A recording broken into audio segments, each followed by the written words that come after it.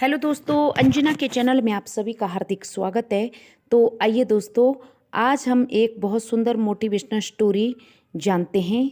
दोस्तों, ये कहानी है एक ऐसे राजा की जिसने अपने पुत्र को गुस्से में आकर देश निकाला दे दिया। उसने अपने पुत्र को 10 वर्ष का देश निकाला दिया। दोस्तों, राजकुमार ने अपने गुजारे के लिए कुछ स्वर्ण मुद्रिकाएं ली और 4 लाल लिए और चल पड़ा और भरे हुए मन से अपने पिता का महल उसने छोड़ दिया। दोस्तों, चलते चलते जब वह शहर से दूर पहुंचा तो उसे एक महात्मा का आश्रम दिखाई दिया। उसने साधु को प्रणाम किया और बैठ गया। साधु अपनी दिव्य शक्ति से समझ गया कि ये बालक किसी अच्छे घर का है। राजकुमार ने साधु को प्रणाम किया और कहा कि महाराज की ऋषिवर, मेरे पिता ने मुझे गुस्से में आकर देश निकाला दिया है। मेरा नाम महेंद्र है और मैं परदेश जा रहा हूँ।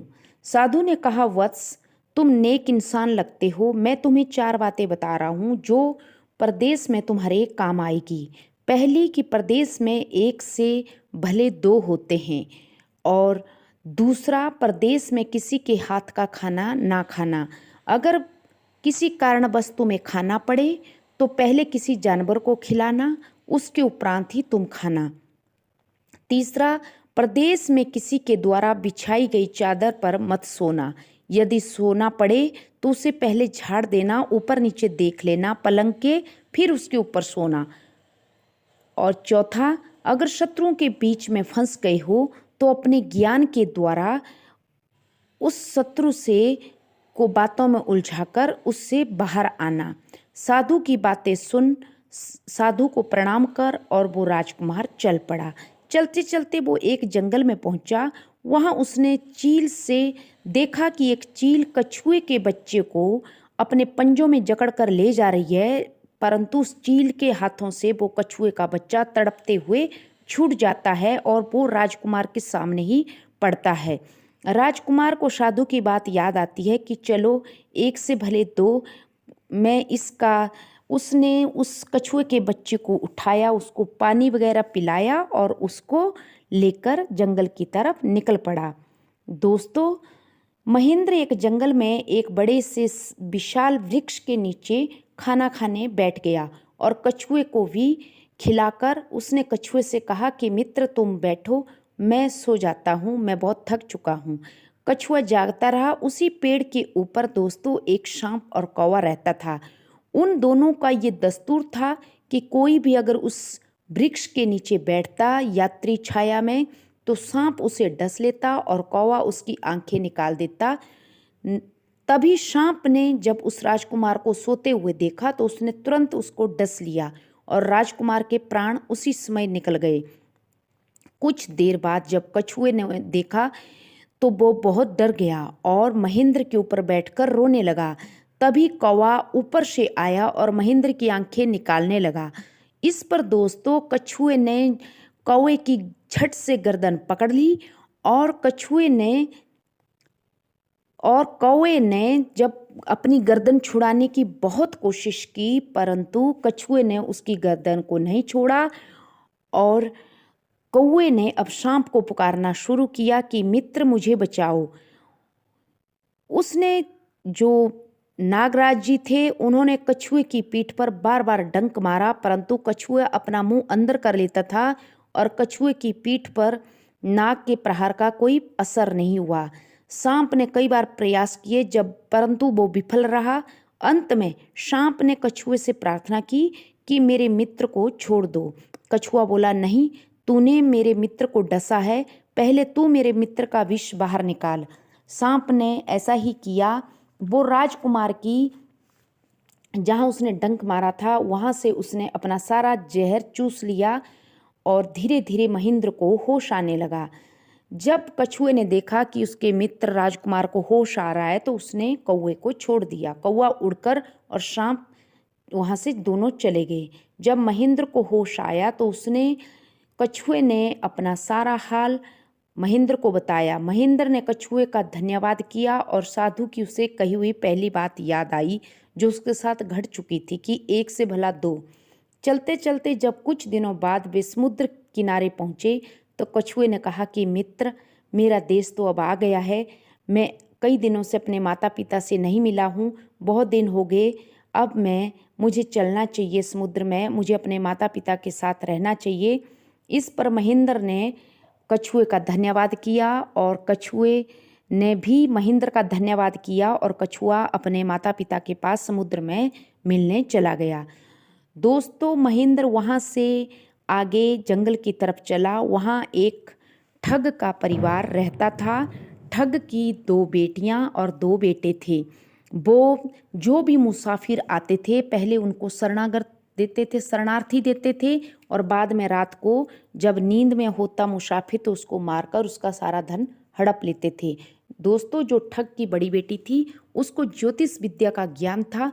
वो अपनी ज्योतिष विद्या से अंदाज़ा लगा देती थी कि इस मुसाफिर के पास कितना सोना चांदी या कितना पैसा है।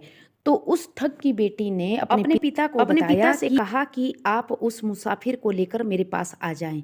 जैसे ही वो राजकुमार को उसका पिता लेकर आया कि चलिए महाराज, चलिए आज हमारे यहाँ मेहमान नवाजी किए, इस जंगल में आप कहाँ जाएंगे।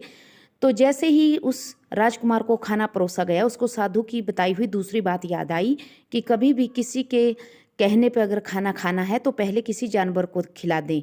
उसने देखा सामने एक कुत्ता खड़ा है, उसने कुत्ते को पहला निवाला दिया। कुत्ता तुरंत उसको खाकर ही कुत्ते के प्राण फखेरू हो गए। तो उस राजकुमार ने वो खाना नहीं खाया। ठग की बेटी को बड़ी बेटी को बहुत ज़्यादा गुस्सा आ रहा था कि ये तो बहुत चालाक निकला। बाद पर उसने अपने गुस्से को पी लिया और बाद में उस जो ठग था उसने कहा कि चलिए, आपको ऊपर बिस्तरा लगाया है मुसाफिर जी, आराम फरमाइए। जैसे ही वो ऊपर गया तो बहुत खुश हो गया राजकुमार कि कई दिनों से मैं जी भर के सो नहीं पाया हूँ, आज आराम से इस चारपाई के ऊपर सोऊंगा। जैसे ही उसको साधु की तीसरी बात याद आती है कि कभी भी अगर किसी प्रदेश में किसी के बिस्तर पर सोना पड़े तो पहले उस बिस्तर की चारपाई को उठाकर और इधर उधर देख लेना चाहिए। तो उसने चारपाई से जैसे ही वो चादर उठाई तो वो क्या देखता है कि कच्चे सूत से वो चारपाई तैयार की हुई है और उसके नीचे आग के अंगारों का ठेला लगाया हुआ है। वो समझ जाता है, वो वहाँ ना सो के सामने एक टूटी हुई चारपाई पड़ी थी उसके ऊपर सो जाता है। जैसे ही आधी रात व्यतीत होती है तो उस ठग की छोटी बेटी थी वो उस राजकुमार को देखते ही आकर्षित हो गई थी और वो उससे मिलने आई और उसने कहा कि कैसे भी करके आप आज की रात के लिए अपने प्राण बचा दें। कल आपको देखने के लिए मेरी ड्यूटी पिताजी लगाएंगे तो मैं आपको बचा लूँगी, लेकिन आज की रात मेरी बहन की है, कैसे भी करके आप बचा लीजिए। और वो वहाँ से चली जाती है। सुबह के समय जैसे आधी रात बीतती है तो 3 बजे के समय में वो ठग की बड़ी बेटी आती है तो वो देखती है कि ये मुसाफिर तो बहुत चालाक है, ये इस अंगारों वाली इस चारपाई पे ना सो के सामने टूटी हुई चारपाई पे सोया हुआ है। तो उसने राजकुमार से कहा कि मैं अब तलवार से तुम्हारा सिर कलम कर दूंगी, तुम बहुत चालाक हो, तुमने 2 बार हमारे हाथों से बच गए। दोस्तों, उस राजकुमार ने कहा कि आप मुझे बेशक मार सकती हैं और उस वक्त उसको उस साधु की बताई हुई चौथी बात याद आई कि अगर दुश्मनों के बीच में घिर गए हो तो अपनी चालाकी से और अपने सूझबूझ के साथ अपने ज्ञान से कैसे बाहर आना है वो सीखो। तो उसने अपनी वो चौथी साधु की बताई हुई नीति अपनाई और उसने कहा कि ठीक है, आप मुझको मार सकती हैं, लेकिन उससे पहले मैं आपको एक कहानी सुनाता हूँ कि एक बहुत बड़ा साहूकार था, उसके पास एक बंजारे का कर्ज लिया हुआ था बंजारे ने। तो बंजारा साहूकार का कर्ज ना चुका पाया और वो एक अपने कुत्ते को कर्ज के रूप में उस साहूकार को दे देता है कि 10,000 में मैं आपका कर्ज नहीं चुका सकता, लेकिन जब तक आपका कर्ज नहीं चुका सकता आप इस मेरे कुत्ते को ही रख लीजिए, बहुत वफादार है। एक दिन क्या होता है दोस्तों कि उस साधु के जो साहूकार का घर में चोर डकैती करने आते हैं तो कुत्ता चुपचाप देखता रहता है वो सोचता है कि अगर मैं भौंकूंगा तो परिवार के सारे लोग उठेंगे और डाकू बहुत ज़्यादा हैं, ये परिवार के लोगों की हत्या कर देंगे, इसलिए वो चुपचाप देखता रहा। चोर चोरी करके ले गए और उन्होंने वो एक तालाब के अंदर गठरी में छुपा दिया सारा सोना चांदी। जैसे ही सुबह हुई दोस्तों, तो साहूकार के घर में कोहराम मच जाता है कि हमारा सोना चांदी कौन चोर चुरा कर ले गया। तो साधु का कुत्ता, तो वो जो बंजारे का कुत्ता था, वो साहूकार की धोती को खींचने लगता है। वहाँ एक समझदार व्यक्ति था, तो वो समझदार व्यक्ति उस साहूकार से कहता है कि देखिए महाराज, ये कुत्ता कुछ कहना चाहता है। वो कुत्ता आगे आगे चलता है और वो साहूकार पीछे पीछे और 2-3 व्यक्ति पीछे पीछे चलते हैं और वो कुत्ता तालाब के पास में खड़ा हो जाता है। जब वो तालाब में उतरते हैं तो देखते हैं कि तालाब के साइड में एक पत्थर के नीचे वो गठरी दबाई हुई होती है, तो वो उसको कुरेदते हैं तो वो गठरी सारी निकल जाती है।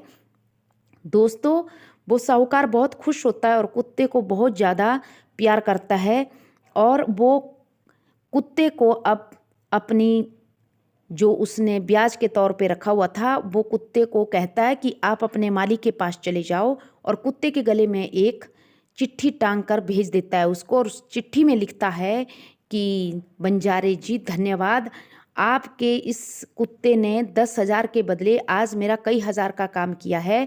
इसके बदले में मैं आपका बार बार धन्यवाद करता हूँ, और आपको कभी भी कोई ज़रूरत पड़े तो मेरे पास ज़रूर आ जाना मांगने के लिए बेझिझक होके। आपके कुत्ते ने मेरे सारे गहने चोरी किए हुए वापस दिलवा दिए। तो दोस्तों, वो कुत्ते को छोड़ देता है। ऐसी कहानी वो राजकुमार उस लड़की को सिखाता है। लेकिन जैसे ही वो कुत्ता बंजारे के पास पहुंचता है तो बंजारा सोचता है उसको दूर आते हुए देखकर कि इसने मुझे धोखा दिया है। मैंने 10,000 के बदले इसको वहाँ साहूकार के पास रखा हुआ था, लेकिन ये भाग के वहाँ से आ गया। उसने गुस्से में आकर उस कुत्ते को गोली लगा दी। कुत्ते के प्राण पखेरु हो गए। अब वो देखता है बंजारा कि कुत्ते के गले में एक चिट्ठी लटकी हुई होती है, तो वो निकालता है तो पढ़ता है कि उस साहूकार ने बार बार उसका धन्यवाद किया है कि कुत्ते न कितना वफादार निकला, और कुत्ते ने उसका सारा माल जो चोरों ने चुराया हुआ था वो सारा मिलाने में कैसी मदद की। अब बंजारा बहुत पछताता है, लेकिन तब तक तो कुत्ता बेचारा मर चुका था। तो ये कहानी राजकुमार उस लड़की को सुना रहा होता है। इतने में ही सवेरा हो जाता है। तो दोस्तों, साहूकार की छोटी बेटी की ड्यूटी तब लगती है। तो साहूकार की बड़ी बेटी कहती है कि आज की रात से तो ये बच गया, अब आज का दिन तुम्हारी ड्यूटी है, तो ये बचना नहीं चाहिए। साहूकार की बेटी कहती है कि ठीक है दीदी, मैं इसका पूरा ध्यान रखूंगी। दोस्तों, अब साहूकार की जो छोटी बेटी है वो उस राजकुमार को समझाती है कि हम दोनों आज रात को ही यहाँ पास की गौशाला में मेरे पिताजी ने 2 ऊँटनियाँ रखी हुई हैं। एक ऊँटनी 60 कोस तक चलती है और दूसरी 100 कोस तक चलती है, तो आप ऐसा करना उस 100 कोस वाली को ले आना। लेकिन रात के अंधेरे में राजकुमार उस 60 कोस वाली ऊँटनी को ही ले आते हैं और दोनों वहाँ से भाग निकलते हैं। जैसे जैसे 60 कोस पे पहुँचते हैं तो ऊँटनी खड़ी हो जाती है। तभी लड़की कहती है कि मेरा पिताजी और मेरी भाई बहन यहाँ मुझे ज़रूर ढूंढते हुए आएंगे। तुमने गलती कर दी, तुमने 60 कोस जो ऊँटनी जाती थी उसको लेकर आ गए हो, अब ये यहाँ से आगे नहीं चलेगी। उधर उस ठग की बेटी ने अपने पिता को बताया कि वो लड़का राजकुमार और वो हमारी छोटी बहन वहाँ यहाँ से भागकर चले गए हैं। अब जो ऊँटनी के पास जाता है तो देखता है वो ठग कि वहाँ जो छोटी ऊँटनी थी 60 कोस वाली वो नहीं थी।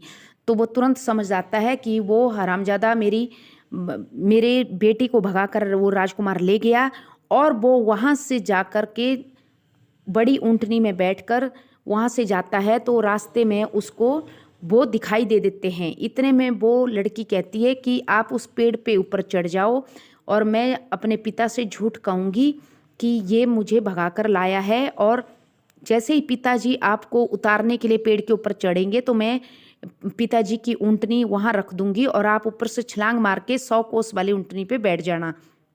राजकुमार ऐसा ही करता है, और जैसे ही वो पिता उसके ऊपर झपकता है पेड़ के ऊपर चढ़ने के लिए, लड़की तुरंत उस ऊँटनी को अपने उस पेड़ के नीचे लाती है। राजकुमार छलांग मारता है और दोनों उस ऊँटनी के ऊपर चढ़ जाते हैं। दोस्तों, वो 100 कोस वाली ऊँटनी बहुत दूर आगे नगर तक जाती है और उसका पिता वहीं से थक हार कर वापस लौट जाता है। वहाँ वनवास का वो कुछ समय व्यतीत करके उस लड़की के साथ खुशी खुशी रहता है। और उसके उपरांत जब उसके पिता ने उसको जो अज्ञातवास, जो उसको वनवास दिया हुआ था 10 वर्ष का, वो पूरा होता है। वो लड़की को लेकर और ऊँटनी को लेकर वो वहाँ से अपने राज्य में महेंद्र आ जाता है। उसके बाद फिर उसका पिता उसका बहुत ही आदर सत्कार के साथ उस अपने पुत्र महेंद्र का स्वागत करता है दोस्तों। और अपने उस पुत्र का विवाह उस ठग की छोटी बेटी के साथ करा दिया जाता है और राजकुमार महेंद्र और ठग की छोटी बेटी बहुत सुखपूर्वक अपने राज्य में शादी के उपरांत रहने लगते हैं। तो दोस्तों, ये कहानी है प्रेम और विश्वास की और धैर्य की कहानी। तो आशा करती हूँ आप सबको पसंद आई होगी। तो please subscribe my channel. Thank